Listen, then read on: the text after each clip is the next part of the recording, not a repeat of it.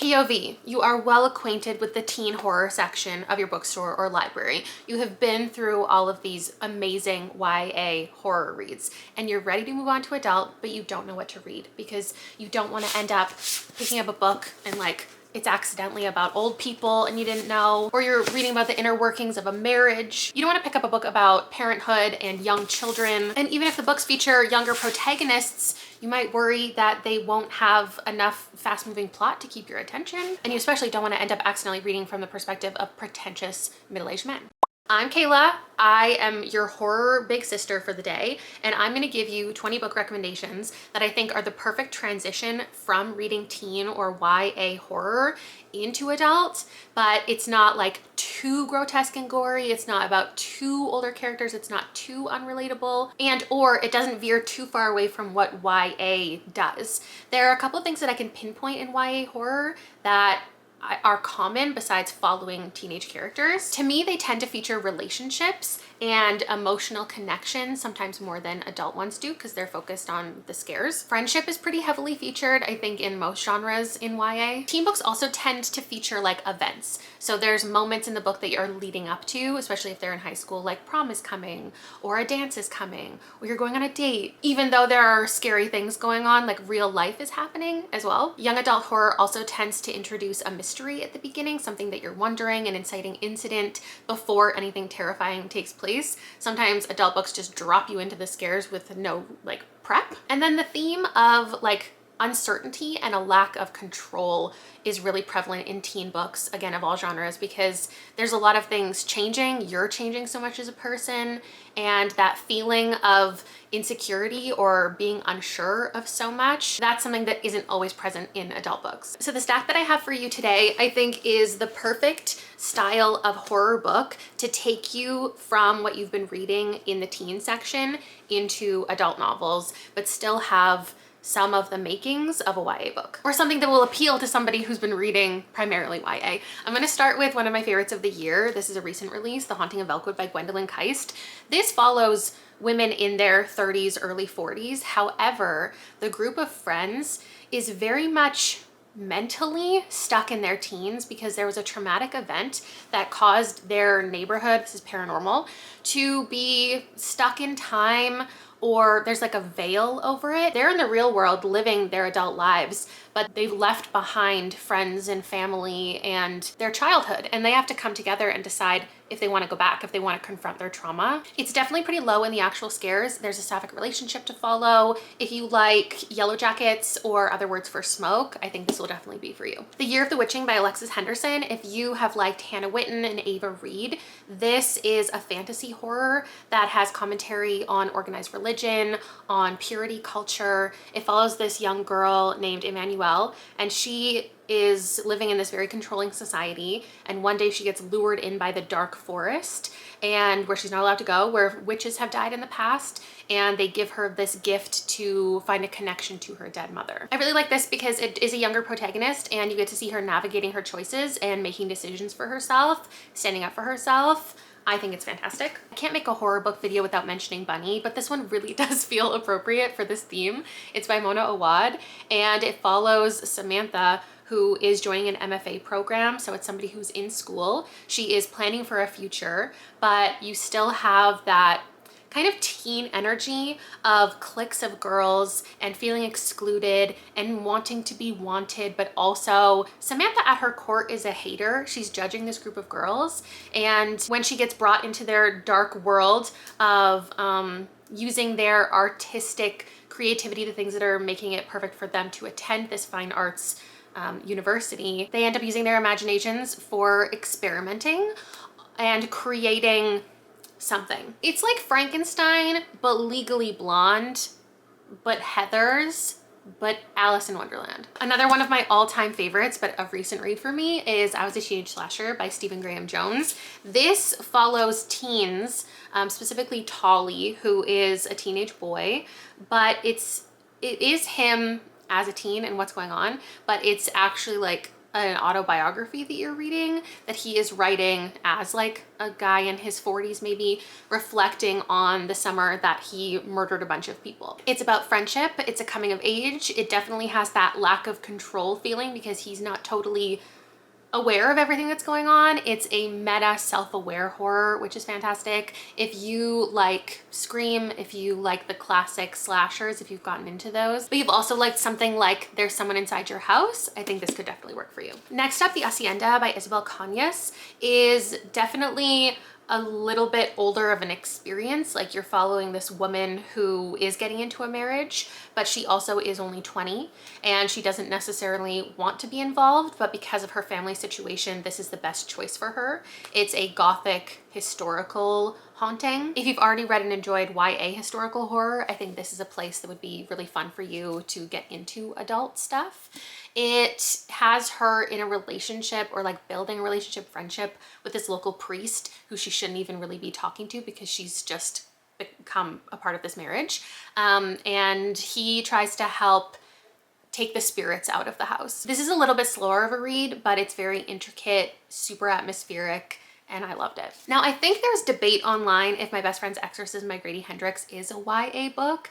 I've never personally seen it marketed that way. I've never seen it in the teen section of any bookstore, but it does follow teens. I don't know if it's written for teens, but I think any age could appreciate it. Maybe you've seen the movie, which is more targeted at teens, I feel, and I think the book is a better experience. I think what makes this a good transition is there's humor, and when there's humor in an adult horror, that makes it feel a little fun and youthful. I think this is mostly marketed at people when it was published who lived through the 80s, because it's very much steeped in the nostalgia of that time. But you're following two best friends, been best friends since 4th grade, and I can't remember what grade they're in now, but high school. And one of them, Gretchen, is starting to act different, and they need to perform an exorcism. And I think it reflects that feeling of like losing friendship and losing connection, and like your friend is suddenly acting different towards you, and how to navigate that, but through a horror lens. Jackal by Erin E. Adams is technically a thriller, but it does have horror aspects. So I think that I would recommend this more to horror readers than thriller readers, because thriller readers might be put off by the direction this goes in. This is an older protagonist. I can't remember how old she is. She's in her 20s or 30s, but because she's going back to her hometown, I just feel like that gives the feeling of youth when you have to go, like you have to be surrounded by everything you grew up with. It makes you feel like you're back in time. Liz is an adult protagonist, but she has to confront things that happened in her childhood, including somebody who went missing when she was younger.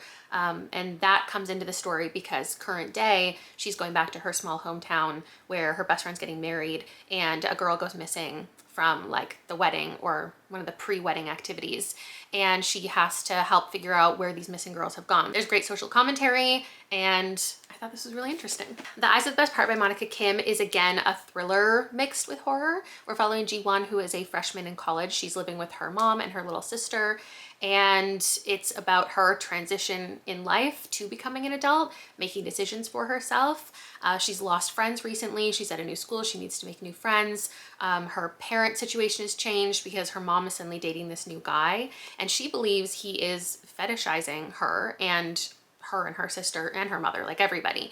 And she becomes obsessed with dreaming. Well, first, it starts out with dreaming about consuming eyeballs, and then becomes an obsession in her life. And I think something that she can grasp and hold on to retain this control, because everything else is kind of exploding around her. She's focused on her grades, she's focused on relationships, and not anything is perfect. She begins to have violent thoughts about this man and others. It is gruesome, but there's also a lot of just like plot and social commentary happening in here. And I think it would act as a great introduction to adult horror for a lot of people. Natural Beauty by Ling Ling Huang is another story of a woman in a transitional period. She's used to a certain life, being in school, and suddenly she is in the workforce and she doesn't really know what she wants to do. She is set up to be a musician, and we get a lot of flashbacks to her being younger in this music conservatory. And instead, this natural beauty company pulls her in, hires her, offers her a job. They're called holistic.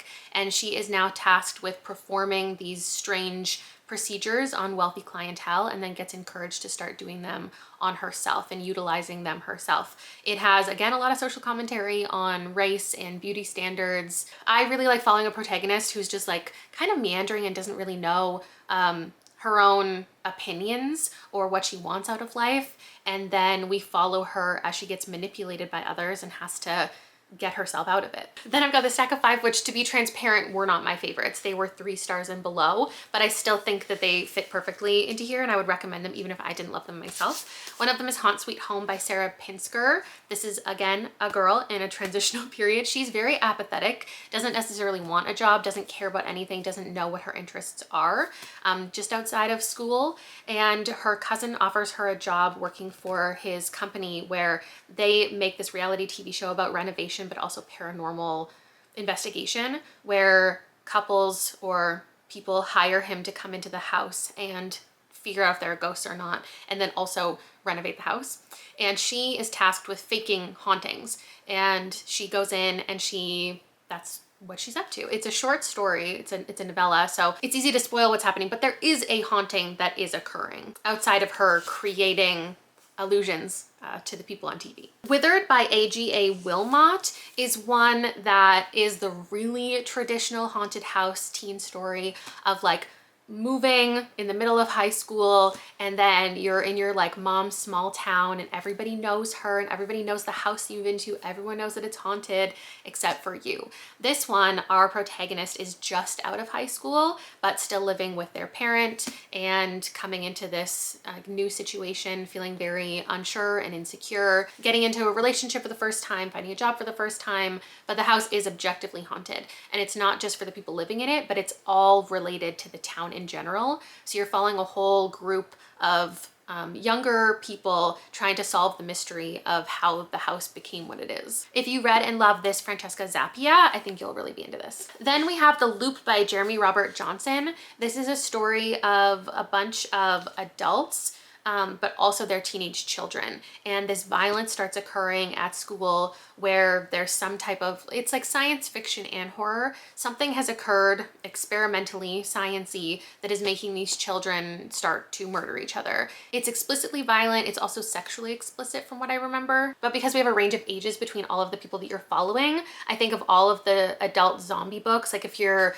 coming off the heels of reading This Is Not a Test or This Delicious Truth and you want it to go further, this does that. Now, Plain Bad Heroines by Emily M. Danforth. If you are a vibe person, if you are down to read lush descriptions for many, many pages and really delve into the characters and the plot takes a little more of a back seat, I think you could really be into this one. It starts with like 100 years ago, these 2 girls going to this school for girls are obsessed with each other, and also this local author who writes this memoir. They make a club about her, the Plain Bad Heroines Society, I think it's called, and then they become obsessed with like death and they die. Then a century later, we're following a woman who wrote a story about that original tale at the girls' school. The girls' school is reopened and they're going to film now a movie about the story that originally happened a century ago. The 2 women who are going to star in the film are the focus, and we follow them like behind the scenes leading up to filming and all of the scary things that they're encountering. It's a queer gothic. It's definitely slower, just disturbing things start happening and they question like what they're doing. Dead 11 by Jimmy Giuliano, I definitely recommend. I thought that this was going to be a 5-star when I first started it and it just let me down a little bit, but I think that a lot of other people have absolutely loved it, and you are again following teen characters as well as adult characters, so I think that's a great introduction to the genre. There's one teen we're focused on named Lily, and she is questioning what her small town is telling her and the mythology of this island she's living on. And then a lot of the story is told through the perspective of this man who is going to the island to track down his sister. Now his sister went missing because her son died, and he left behind this note that implied this island is the reason why, or she needs to go there, figure something out. And when she goes there, she discovers this island is like stuck in time. They're repeating the same day over and over and over again from 1994, and they're stuck in this loop. It was super unique. It was strange. It was fast moving because there's a lot of perspectives to go through, and I just definitely want to recommend this. And I don't get the chance to very often because I only gave it 3 stars, so it just doesn't come up in conversation very often. I obviously have to throw a kind of classic, and I couldn't go the whole video without a Stephen King. Carrie is definitely worth going back to. Even if you have already read The Weight of Blood by Tiffany D. Jackson, I think the origin story is worth reading. This is about a girl and her telekinetic powers in high school. Her name's Carrie, and it leads up to prom night. This is only like a third of this is Carrie. The rest of it is The Shining, which I still would recommend to pretty much anybody. But Carrie naturally feels like a story for teens because it follows a teen, but it's written for adults in, I think, the style.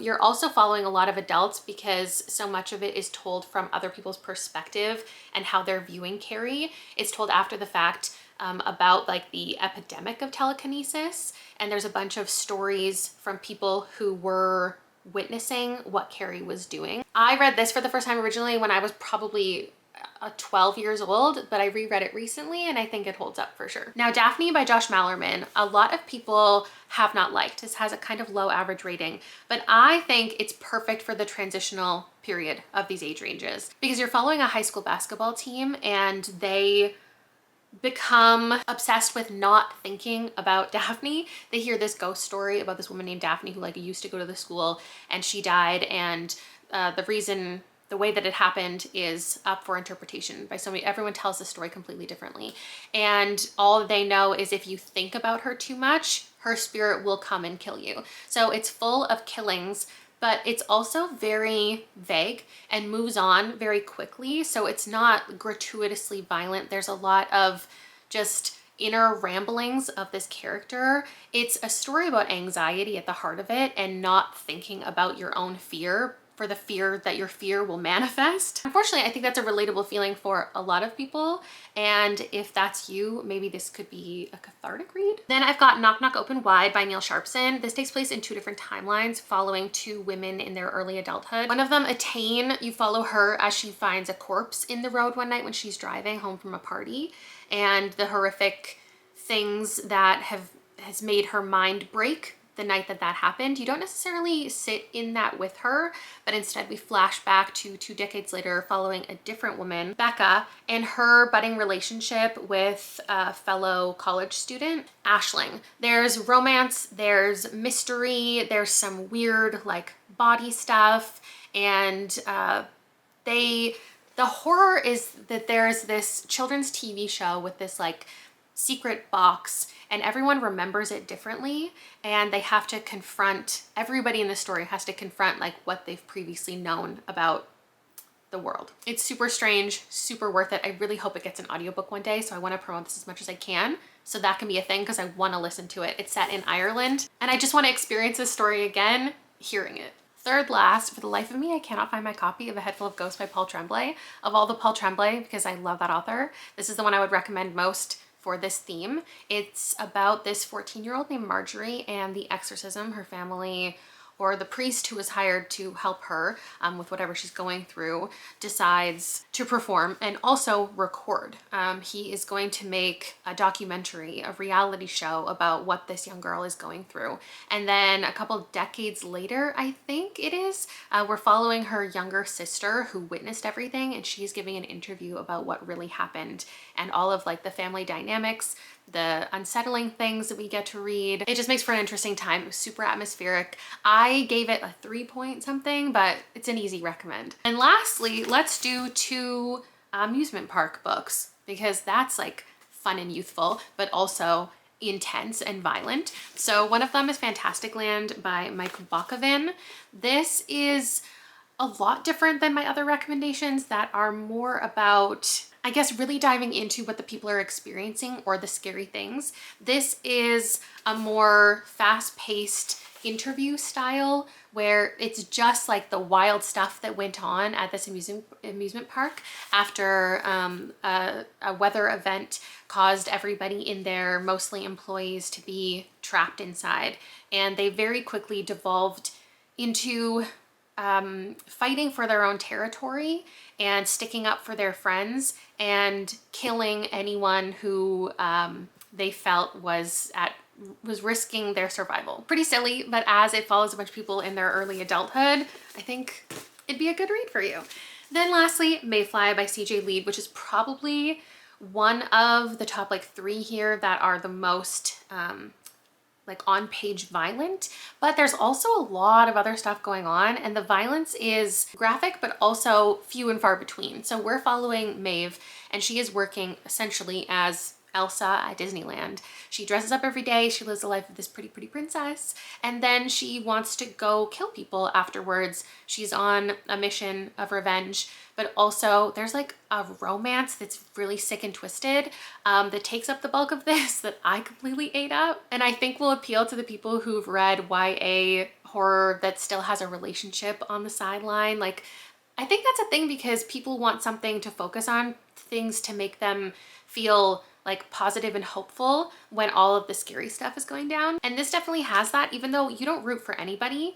And this character is very unlikable. You just hate her. She thinks that she's like really badass. It's just a very strange character's head to be in. It's definitely the most sexually explicit of any of these, depraved. And I thought it was a really good time. So I don't know what that says about me. Or what it's gonna say about you once you take that recommendation. So those are the 20 things that came to mind for me. If you decide to read any of these, I would love for you to come back and tell me in the comments what you thought of them. Or if you're somebody who was watching this video and didn't need these recommendations, feel free to offer your own to the group that I'm highlighting here in the comments below. Thank you so much for watching, and I'll see you in another one soon. Bye!